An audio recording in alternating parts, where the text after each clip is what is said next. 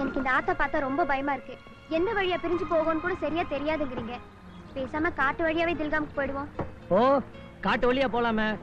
ஆனா தில்காமுக்கு போக முடியாது. அங்க இருக்க புலிசிங்க வயிற்றுக்குள்ளதான் போக முடியும். ஏன் பிரதாப், இவ்வளவு பிரச்சனையும் இப்படி ஒரு பயந்த பொண்ணையும் வச்சுக்கிட்டு எதுக்காக தில்காமுக்கு போற? என் மச்சான பாக்க. ஆஹா, ஏன்பா உன் மச்சான் பேரு குணசேகரன் தானே? ஆமா, உன் மச்சான் பேரு என் மச்சான் பேரு ரெண்டு பேரும் குணசேகர் தானே. டேவிட், எதுக்காக சுத்தி வளைச்சு மாமா மச்சான் பேசிக்கிட்டு? நம்ம ரெண்டு பேருமே தேடி போறது குணசேகர தானே. ஆமாமா, நோக்கம் ஒன்னா இருந்தாலும் காரணம் வேற தானே. பாசத்துல துடிக்கிற ஒரு தாய் கிட்ட மகனை எப்படியாவது சேர்க்கணுங்கிற நியாயமான காரணத்துக்காக நான் வந்திருக்கேன்.